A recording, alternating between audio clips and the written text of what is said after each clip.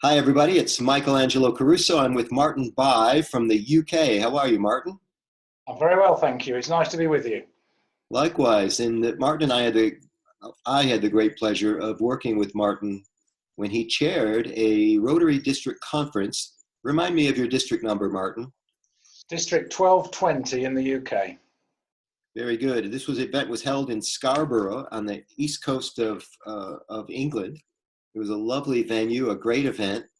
And Martyn did such a good job. He's been asked to chair at least one other district conference. And I think he knows that he used his entire bag of tricks on the last one. So he thought it would be fun for us to talk today a little bit about what worked during the last conference and maybe what didn't work. And then looking forward a bit, what can we do next year? What can he do next year to take the conference to a different level? Does that sound like a good agenda for us today? Sounds perfect to me because, yes, I've used all the goods I had in the bag. So. Very good. Let's give everybody some highlights of what did happen at the conference this year. Can you give us the thumbnail sketch of attendance and just the high-end review of what happened? Yeah, attendance was 555, which was really good for a UK-based conference. As you've already said, it was in Scarborough. People liked the venue. The weather wasn't so good. We had some good speakers. We had Michelangelo, as we all know. We had Rene. We had some really good youngsters who were Young Citizen of the Year award winners. And I think it's fair to say that most people in the auditorium had a tear in their eye when they'd finished. We had some comedy, we had some fun, we had some good entertainment. And as Michael has already said, yes, I used every idea I'd got. We've done a survey. The survey's come back saying excellent. People came up and shook my hand and said, this is the best conference I've been to in 25 years, which is great. And now I'm thinking, how do I better it? I think it was one of the best conferences I have been to, and it doesn't mean there's not room for improvement. So I admire you for realizing that there's always a higher ground, there's always ways to do things better. And I think sometimes when we continue to do things the way we've always done them, we get similar attendance, we get similar feedback. We're not doing anybody any favors by just being a placemaker that year in terms of event planning. We want to do something extra special every year, so bravo. So I like, when I do event reviews, I like to use a format called Like Best Next Time. That way we never actually make anybody feel bad about what happened. The first step, of course, is what did we like best about the event? What worked really well? What worked better than expected? Those types of things. And then after we play all of that out, we talk about, well, next time, what would be a good idea? How could we improve on what happened? Maybe some things happened that we didn't count on and they didn't go so well. How can we prevent those from happening next time? And that's, of course, when we'll also dip into the creative bucket and see what kind of edge we can get for you next year. What did we like best about the conference this year besides the attendance, the amazing participation and amazing reviews from attendees? I think the thing that caught me the most was the way that the Rotarians bought into the younger people, the younger element. And there was a buzz when they'd finished. Everybody was saying, oh, this is good, we ought to do more of this. Why can't we involve more people? And I think some people even said, oh, if we had more people like that, things may change. And I think that's the key maybe to the future. It's that word change underlined that we need to look at. So the implication there, if I'm reading between the lines, is that more involvement of younger people might not be a positive in some people's minds. Did I read that right? I think some people thought it would be a positive, yes. Well, would be. Yeah, from that's what I'm being told. But then, of course, you've always get some other people that said to me they felt that maybe there should have been a bit more Rotary content. And then somebody actually said to me, oh, it was quite nice not to see all the backslapping going on the stage where everybody was congratulating each other for the little amounts they'd done. They felt that the younger people make a bigger impact and that, help take things forwards. We're making some notes here. Yep. About Rotary content, and then They thought there might have been a little bit too much self-congratulation. Did I read that? Previously, they felt sometimes there has been too much self-congratulation, and I suppose that leads to too much living in the past about what we've done and not enough about thinking towards the future and what we're going to do. Okay. I've done a few events since I spoke for you in Scarborough, so you'll have to forgive me. I'm trying to do the Arnold Schwarzenegger Total Recall thing. Right. I remember that. When you have this many people, there's sometimes a hosting logistic thing that happens. That we were in a hotel that was separated from the conference center. There had to be travel and transportation to the conference center. Yes, correct. You're moving large groups of people around. It can be a challenge. I thought you did remarkably well with that. The conference center itself was quite large. I'm flashing back now. Let's do a quick highlight. You had an all-female, like an 8-piece band one night, yeah? Well, starting with the Friday night, we had the Hatton School of Dance and Drama, which was young people from the age of 3 up to about 18, and they gave a variety show on the Friday evening. On the Saturday evening, we had an 8-piece all-girl band called Backchat in the main grand hall. Yes, and you had a gymnastic team, yeah? And on the Saturday afternoon, just after lunch, we had a 17-strong gymnastics team called Daco's Flying Angels, all boys. Yes. So plenty of large groups of entertainers coming in. And the reason I like large groups of entertainers is if you invite a single speaker, then the speaker has a following. Some people will learn about Rotary from that speaker's Facebook page or posts or check-ins or whatever. But when you have large groups of people coming in, it's a chance to really turn up the volume of the Rotary megaphone. Yes. I was wondering at some point if there was a way that we might improve on that next time. So just to edify everybody that's listening now, the theater that we were in had a balcony, correct? Yes, yes. On 3 sides, yes. And the theory was we were using the balcony for overflow, which was necessary on the day that we had the School of Dance performers. There were how many people in that performance? In that performance, there was 47, I think it was, performers in total, yeah. And they brought their own crowd, right? Yes, they brought we invited all their parents to come and watch and to meet Rotary. And do you know how many people that represented in the audience? I think about 50. Okay. So one of the things I think we can do better, and this is across the fruited plain here in the United States and also in other countries, is that when we hold events, we hold Rotary events for Rotarians, and then we have special guests. And I often wonder what would happen if we had public events sponsored by Rotary, which, by the way, I experimented with during my district governor year. And we had great success with it. I'll share the concept with you now because you might be able to use it next year at your event. You had 50 people come to watch their own kids perform in the dance troupe. Yes? Yes. And I think, and forgive me if I'm wrong on this, but I think they were asked to sit in the balcony, correct? But yeah, they were. The reason we did that was because they were going to be coming and going, fetching their children, changing them and moving things around. And we thought it'd be less disruptive than having them down in the main audience. Yeah, and that, may have been the best decision. But we made that decision at the expense of integrating the non-Rotarian audience with the Rotary audience. Yes, I see where you're going, yes. What happens when people have to sit next to other people and start chatting them up a little bit?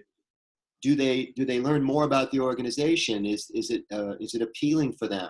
Do they make a commitment? They've got young people that are coming in to interact in Rotaract status and youth exchange status. Do one of those dancers on the stage, do they have a group study, a youth exchange experience in their future? But they were segregated because we thought it would be a good idea, which maybe it was. It's not my position to judge here. We're just talking about things that we might try next time.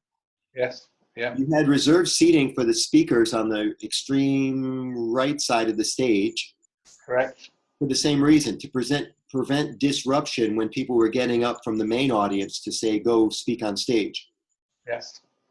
So would there be a way to seclude or compromise and maybe seclude the parents without actually segregating them in such a,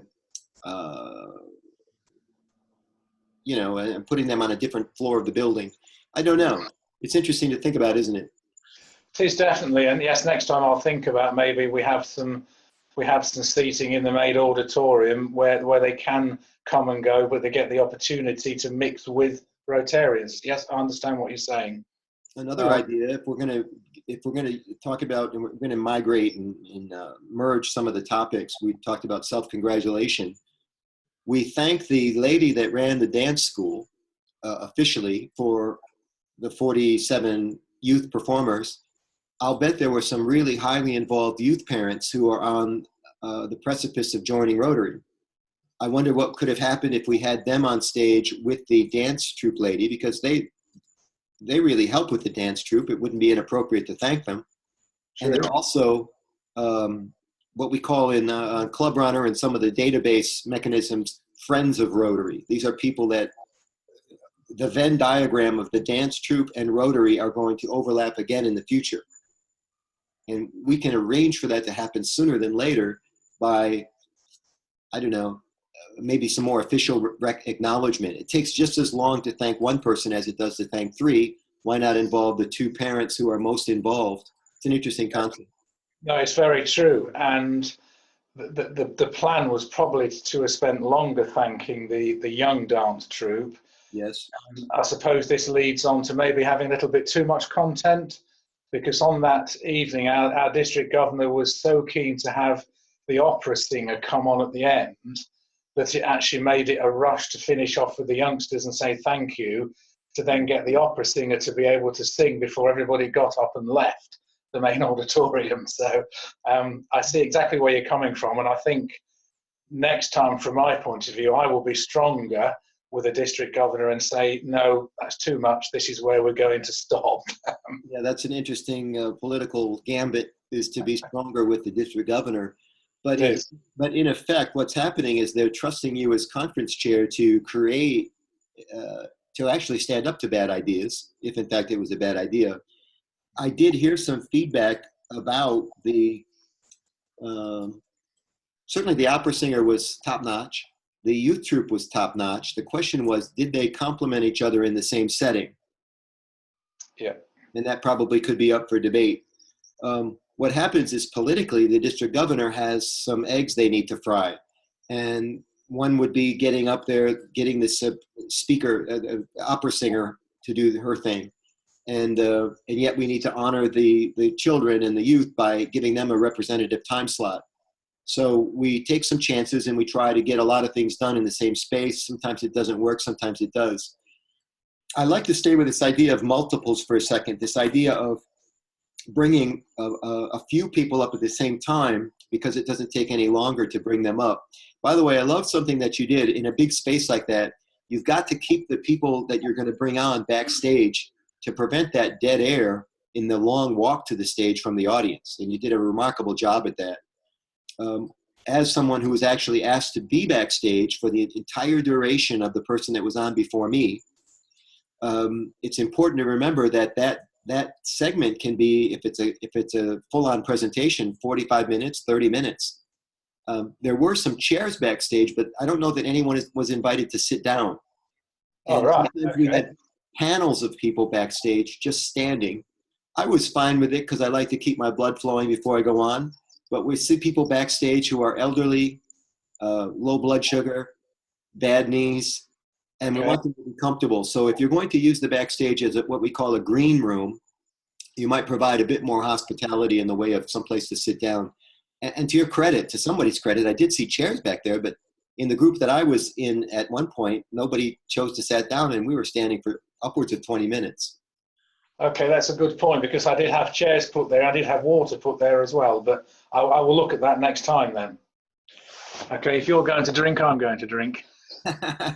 And you had some, but I'm drinking vodka. What are you drinking?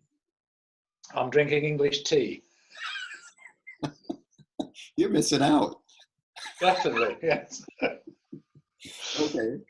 So staying with multiples for a second about the thank yous, you had a photographer working the event, yeah?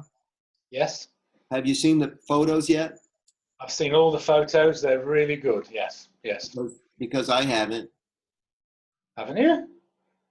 Right. Okay. And what do you know about me and my social media? I know. I'm very surprised because I really thought that you'd been included and they'd been sent. But as soon as this conversation is over, you will have the links to about 800 photographs. Yeah, I don't need all 800, just the ones of me, Martin. I'll let you sift through and pick the best ones. So In no, I fact, apologise because I really thought that. Okay. Anyway, I will make sure that happens, Michael. Sorry. So to be even more specific, just the good ones of me. okay, of you. Yes. Okay. I'm only half serious, half kidding here because what needs to happen is the photographer needs to go through and do something called the first cut. I recommend this at all events. The photographer's so busy just taking pictures, right? What happens is in the entire menu of photographs that are taken, we're going to see eyes that are closed, unflattering body language, facial expressions. The photographer needs to go through and delete at least 10% of the, if he's like most photographers, at least 10%. That way they never see the light of day. There's no chance Rotary would ever be shown in an extremely unflattering light. So you take out all of the really, really, just what they say, I would never post that. Lighting didn't go well, whatever. Yeah. Then if that entire menu of photographs is posted, what you'll see is people, they'll be editing via self-interest. People will tend to share the events that they identified with the most or the events that they participated in the most.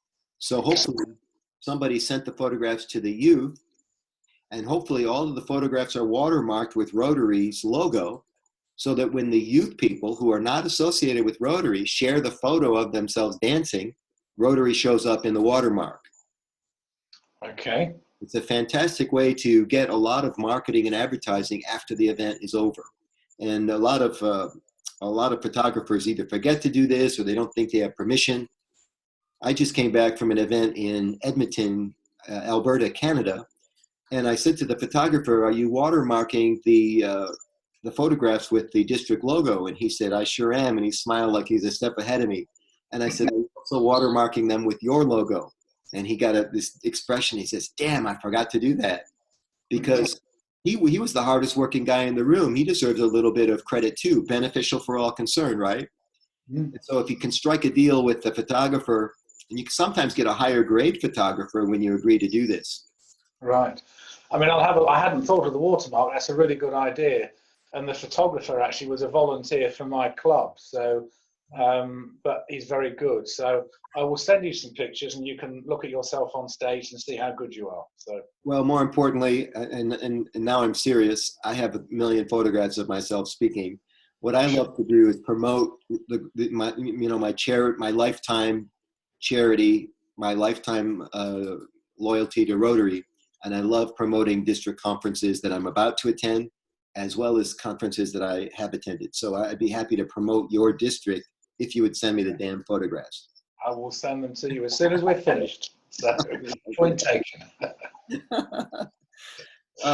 Back to multiple. So you had one photographer, and he was an older gentleman, as I recall, very nice person.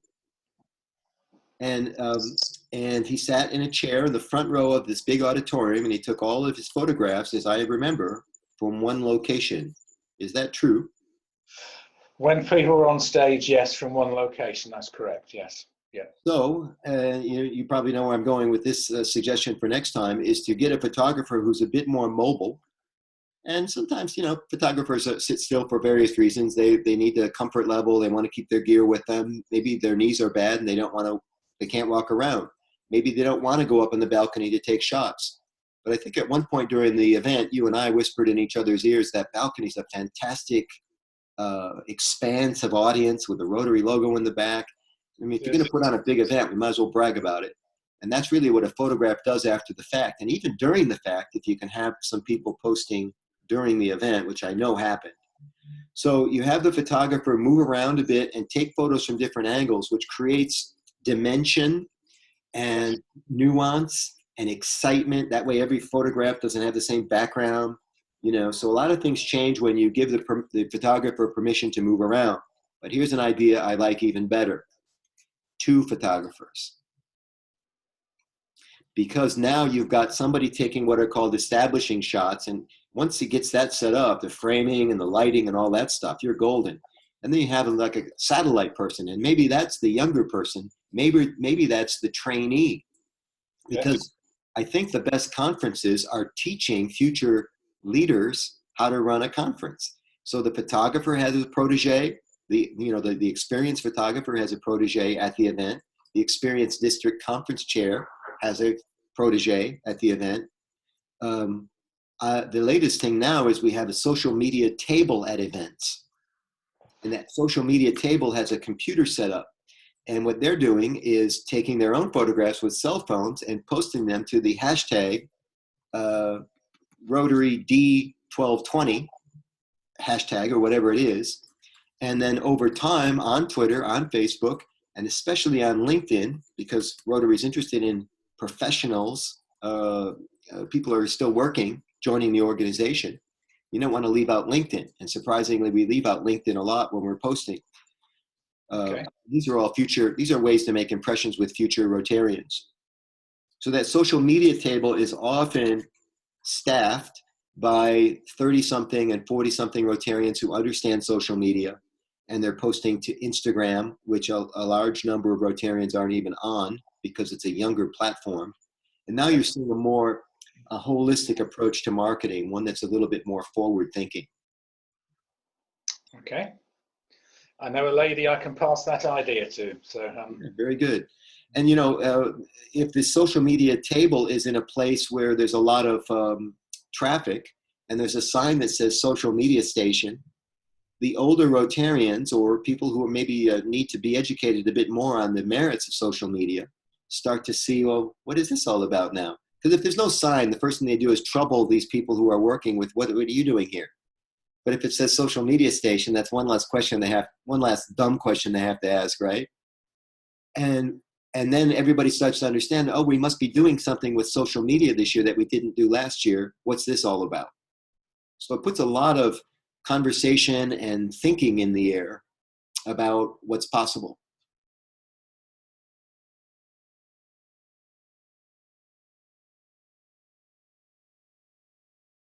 So I'm going to, it looks like we might have a brief lag here in the program. So Martyn will probably try to dial back in. So I'm going to continue on with some more conversation and suggestions about next time. We've talked a little bit about how to make the most of photographs during the presentation. After the presentation, after the trade show or district conference, whatever event that you're having. But we know that social media rewards relevancy, and nothing is more relevant than something that's happening right now. So the idea is to make sure that a lot of these photographs see the light of day during the actual conference. Don't forget, in any district conference, we're seeing somewhere between 20% of the district, and in Martyn's case, almost a third of the district attending. And so the majority of the Rotarians in Martyn's district were not attending this event. And some of them had considered coming, but said, no, it's not for me, or it won't be interesting enough for me. There's not enough value in it. At the end of the day, attendance is about value and the value proposition. So I say the game's not over when people decide not to go to the district conference, because you're actually using this year's district conference to promote next year's district conference, right? And so what you want to do is post a lot during this year's district conference to the people that said, oh, I'm on the fence. Oh, I'm not going, right? And now what happens is you're creating a psychological phenomenon called cognitive dissonance in their brain, which is, maybe I should have gone. Maybe I should go next year. I'll commit to going next year. I wonder when they're going to announce the dates for next year. And all of this stuff starts to get into place when you're posting live from the event. Look at all the great things that are happening. We also know that if a photograph is worth 1,000 words, that video is worth 1,000,000 words. So to have people checking in or doing Facebook Live from their cell phones, right, is a very powerful thing. And when they hashtag the name of the event or hashtag the hosting organization, you're going to start to see a lot of traffic and a lot of interest in the event, especially if you have, as Martyn did, 500 plus people attending. So you enlist these people in an unpaid manner to become emissaries and advertisers and promoters of not only this year's event, but next year's event. It's a very, very cool way to make things happen in the future. Welcome back, Martyn. Your microphone is not on, sir, or something's happening where I'm not hearing you. But I explained to everybody that we had an unstable connection or something happened where we dropped off, and I just continued on with the lesson. So join us when you can, Martyn, and just when you can give me an audible, that would be great. So all of this, what it does is it improves the marketing of the event, not only after the event, but during the event. And there is value to that, even though the people seeing the advertisements will not come to this year's event. They're staging in their mind the fact that they must attend next year's event because this year's event was so amazing. A third way that you can promote is prior to the event, where you're using photographs from last year's event or video from last year's event. Headshots. I think you're on live now, Martyn. Okay. Welcome back. Thank you. So to promote in advance of the event and get a bump in enrollment, what you can do is use headshots of the speakers. And a lot of people think to do this, but fewer meeting planners use video of the speakers to promote the event.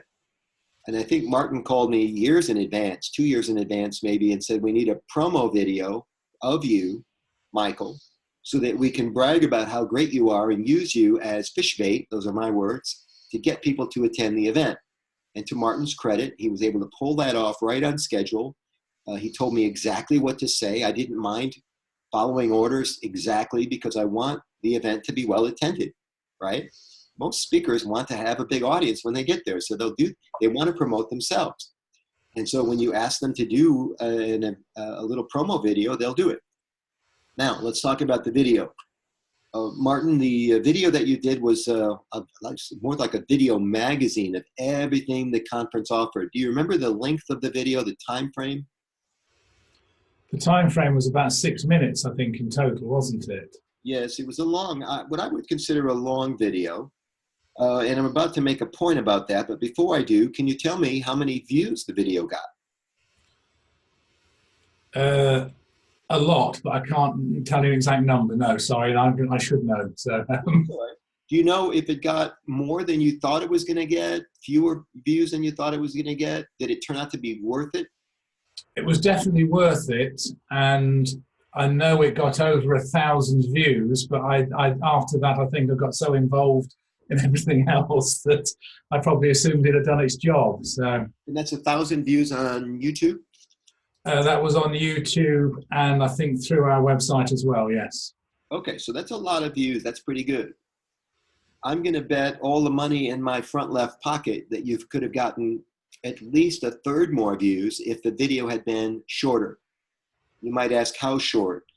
I think a 2-minute video, if it's tightly edited, is plenty of time to promote the positive aspects of an upcoming event.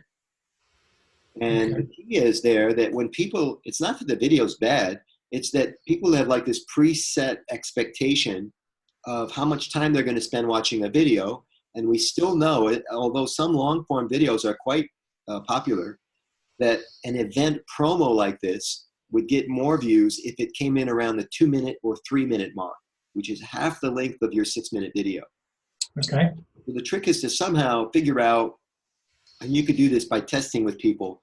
You say, what is the weakest part of this rough cut? It's called a rough cut in the movie business. This rough cut 6-minute video, what is the least impressive part of the video? And people will tell you. They just say, well, you didn't need to spend so much time on that guy, or you didn't need to spend so much time on the venue, right? And you're showing a lot of, this is a big mistake a lot of people make. I can't remember your video, but a lot of people promoting the venue, they'll promote the venue with all of these empty seats and empty hallways and empty banquet rooms. And what you're literally showing is an event where nobody's attending. So far better to show a room that's teeming with people, even if it's not your people. Yes. No one will see the faces from a distance. It just looks like a happening place. And it's a common mistake. I see it all the time. I always wince when I see it because I'm like, doesn't look like anybody's going to be at this event, right? And it's just a thing that people do. I think almost subconsciously they start to think that it doesn't look like anything's happening. So there you go. Okay. I love that you put the video both on YouTube and on your website, because it's sometimes hard to drive traffic to a website, and people tend to think about you don't think about we're going to put it on the website or we're going to put it on YouTube. Well, you don't have to decide. You can put it on both, right? Mm-hmm. And by the way, you can also post the video on Rotary Club pages. And because Facebook, at least at this point in time, throttles YouTube links. So if you tried to take the link from your Facebook video, the link from your YouTube video and post it to Facebook, Facebook wouldn't show it to anybody. Let me say it another way. I have 5,000 personal friends on Facebook, just about 5,000. And if I post a YouTube link to my 5,000 friends, only about 16 or 18 will actually see it. Yes. Because Facebook doesn't want you to leave Facebook. They don't want you to leave to go to YouTube. They know you won't come back. So it's better to upload the videos natively, and you probably know this already. So people say they can't get their head around this. What do you mean natively? I already uploaded it to YouTube. Why do I have to upload it to Facebook as well? Because when you share the video from Facebook to Facebook, more people will see it.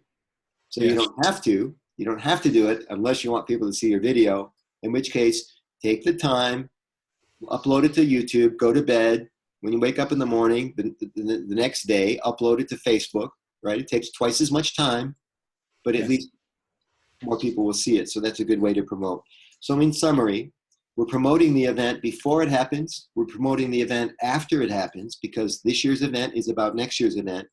And perhaps most importantly, we're promoting the event while it's occurring, which is the job of the social media table. The reason we get the social media table or social media station is because sometimes our audience members are too busy watching the show to actually think to post or think to check in. Yes. And checking in is the easiest thing in the world. If all 500 plus attendees had checked in, you'd had your best advertising campaign all year. But very few of them did because we kept them busy.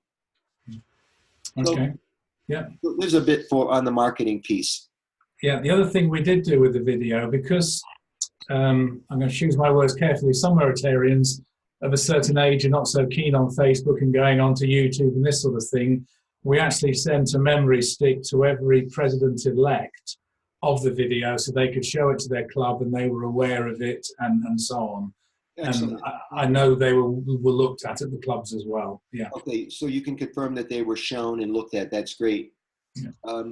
So here's another bonus on that. If you share it, what happens is you send out the memory stick, and then the president, if they're a good president, and we know some of them are, they'll show the video during one club meeting. Well, now you're at the mercy of which club meeting did they choose. Did they choose one where there was bad weather that day and only 17 people saw it? Did they show it where they had the highest attendance of the year and the maximum number of people saw it? Are they going to show it one time, or did you ask them to share it 2 times, a month apart? Because the campaign for the conference is almost a year. Yes. It wouldn't be inappropriate to show the darn thing 2 times. Here's another idea. Show it officially to the club during a session, but so you don't burn out the club and they say, we're seeing this for the 2nd or 3rd time. Show it as a preview while people are getting their coffee and getting settled. Show it without sound, just on the screen, so they're seeing district conference, May whatever, October whatever, right? They're seeing the dates again. These are what advertisers call impressions, and the idea is to get the number of impressions way, way, way, way up, because selling is a numbers game, right? So, for example, back to my governor campaign, we actually had a campaign where we wanted to get, I don't know what it was, 100,000 internet impressions, because we knew if we had 100,000 internet impressions, we could get 500 people to attend the conference. I'm using simple numbers for the math today. Yeah, yeah. I mean, it's a huge number relative to how many attendees, but that's how it works in advertising too. And then we started looking at, well, how are we going to get 100,000 impressions? Well, if we email everybody in the district, there's 2,000 people in the district. If we email all of them 6 times, that's during the course of the year, that's 12,000 impressions. If it's posted to social media, to Facebook X number of times, there's somebody in the district that has 5,000 Facebook friends. If he posts it twice, that's allegedly 10,000 impressions. And yes. you could add it up all the way to 100,000 and stage it out over the year. The other thing is you don't want to always be posting the same thing. It can't always be this promotional video. So you mix it up. You have a campaign. Keynote speaker 1, keynote speaker number 2 is another campaign. The venue is a third campaign or a fourth campaign. Yes. The district governor's invitation can be a 5th campaign. If the district governor's not videogenic, listening carefully because a lot of them are not. And to find this out, you can't ask the district governor. You have to decide. And then you have to kind of exercise if you're in charge of marketing the event and the district governor is not videogenic, showing tons of videos of the non-videogenic district governor is going to hurt your attendance. Yes, understood. Yes. I hate to say it like that, but it's kind of true. The district governor in any given year has tons and tons of talent, but being on camera and making that pitchman appeal may not be their stripe. And if that's true, you want to delegate that to somebody who is videogenic, somebody who has the chops to be on television, on the news, on BBC.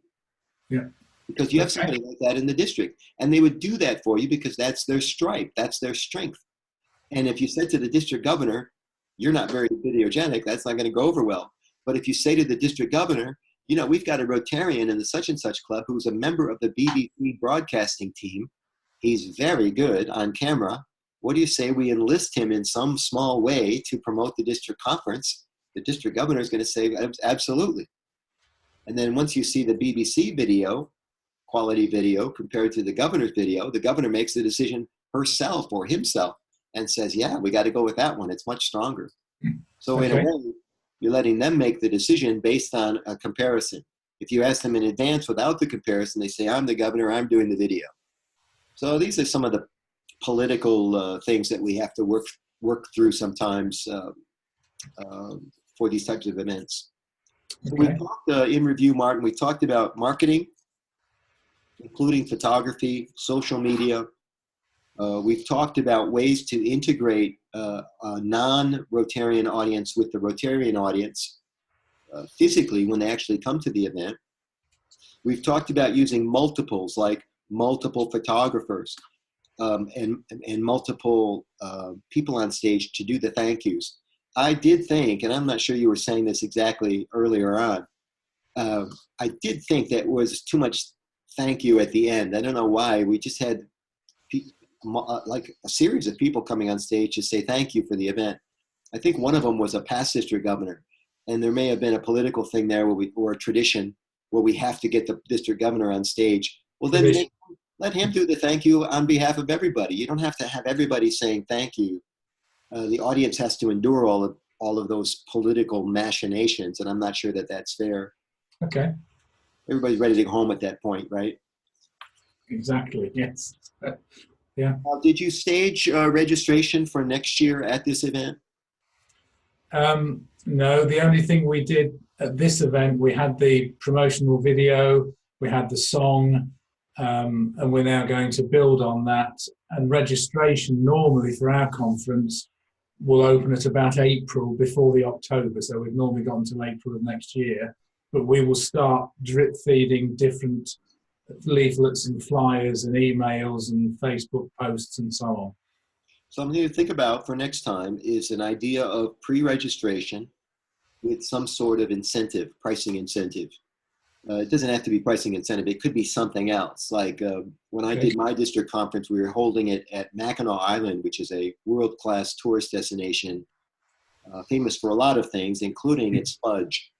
And so I think we gave people a few dollars off and some fudge for registering for the event exactly 1 year early, and they registered on site at the previous district conference. It was the first time in our district's history that we took money.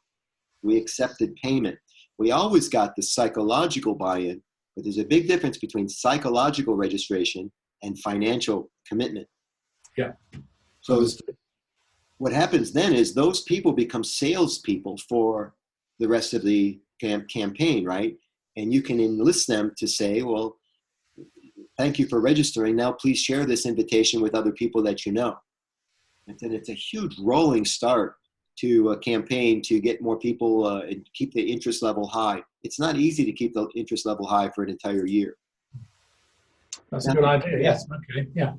To do that, you need to have a card reader, a payment mechanism like Square, and people would actually slide their credit cards. It happens very quickly. You email them a receipt. You've seen this happening at a lot of different events. You just didn't have it at your event last year. And it's easy to do. And now you have seed money. Sometimes it's a venue deposit, whatever, or money that you can just hold in escrow as part of the next year's budget.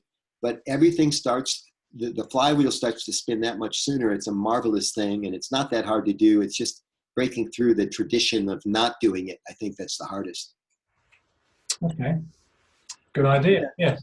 To do that, I think you announced next year's conference at the very end of your conference, correct?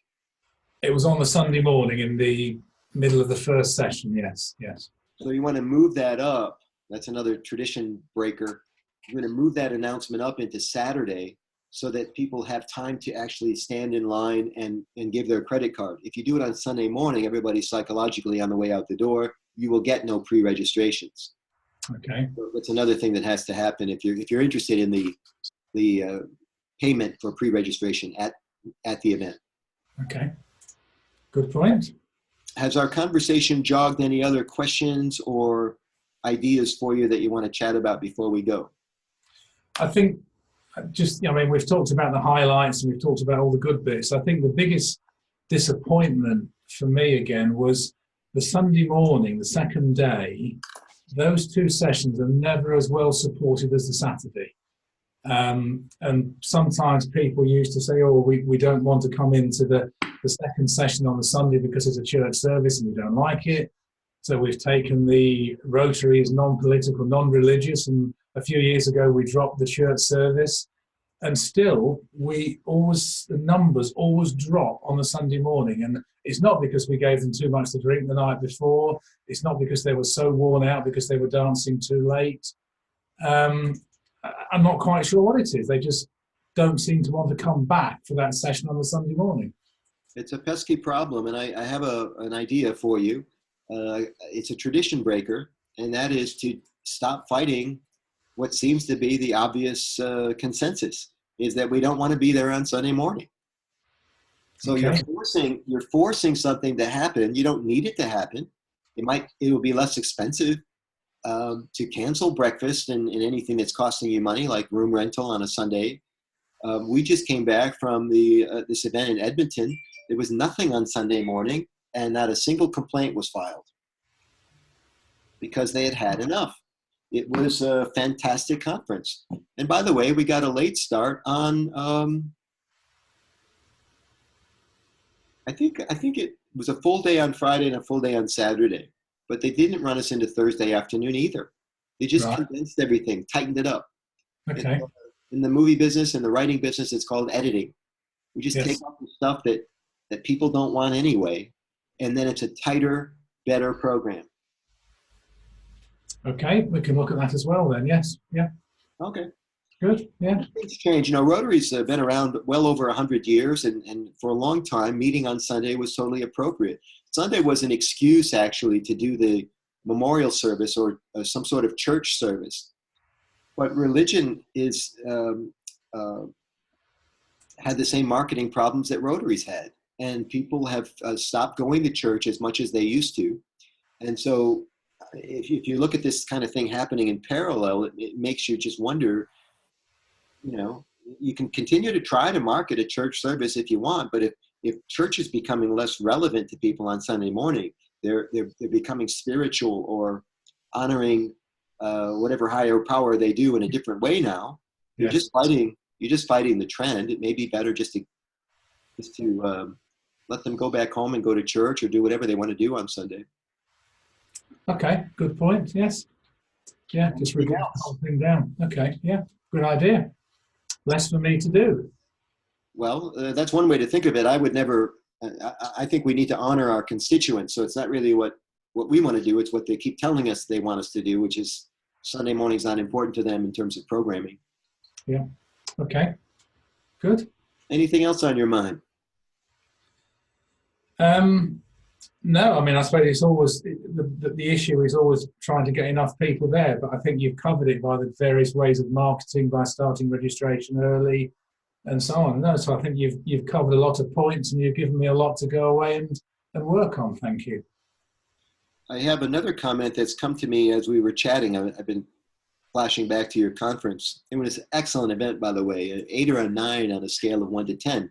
So when we talk about next time, we're talking about very incremental improvements, but we know those incremental improvements can be huge, you know, pushing it over the top. So you had a professional sound company, professional lighting. I've said for years, we've got to take care of people when they come to these events. You can't serve them hot dogs and water and not have music.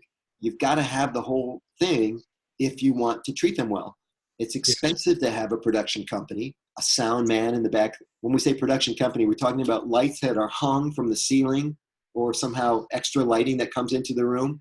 We're talking about not using the cheesy PA system where the sound comes out of the speaker in the ceilings. We're talking about black speaker boxes. I used to be in the music business. We didn't call them black speaker boxes. I'm calling them that for people that don't understand what I'm talking about. You're bringing in speakers from a truck that are delivered, you know, to the venue, because that's how you get that music where the bass drum thumps in your heart that gets people excited. You can't get that from the speakers in the ceiling. And you know this, Martyn, I'm preaching to the choir here. But, you know, it seems to me you might have been able to use music a little bit more effectively. I'm not sure that you played music on entrances and exits. Did you? No, we didn't. We did, in a way. We tried to have videos showing of different things that had happened as people were coming into the hall. And I think probably the music to the video was turned down very low. And perhaps we should have had it a bit higher and made more of an impact with what we were showing. Volume, that's exactly where I'm going. Volume is energy. And you want to keep energy level high. If you want to keep energy level low, I'm being facetious now, don't play music or play the music softly. Okay. But if you want high energy, then you play the music louder. And you might get a pushback from people, hey, I couldn't talk to the person next to me. Well, that's all right. I mean, they'll just talk louder. They'll get it done. But this higher volume is what puts energy into the room at the exit and the entrance to the events. My point is, you've already got the room wired for sound. Why not use it? Okay. Yes. Same thing when people are queuing up for dinner in the buffet line or entering meals and leaving the meals, if you can. I know you did this in different rooms. But just to show you, as we close here, just to show you how difficult it is to do what Martyn did and pulled off an exemplary event. Just think about music for a second. And you bother to hire musicians to come in and play, but you leave the song selection completely to them, which is what we do. And they choose songs maybe that don't fit the mood of the group, or they choose songs in a slower tempo than you might want to deliver. We've been at lots of events where they sing We Are the World or Let There Be Peace on Earth, and they sing it in a slow tempo. It's like a dirge, you know, like a really slow, a quick demo. We are the world, we are the children, we are the ones who make a better life. So that, you know, and you could pick that up a bit and put some more energy into the room. We are the world, we are the children. You hear how it bumps a little bit, right? And what about this? Major key versus minor keys. Now, the average conference chair doesn't think about this stuff, especially if they're not musically inclined. But imagine the level of detail that goes into just selecting music, and it is astounding what these great conference chairs do to pull off an event. And Martyn, you are one of the best. I appreciate you being on the call with me today. Okay, thank you. I've enjoyed the conversation, and I will send you some pictures. One of the things, yeah, thank you, and I'll share them.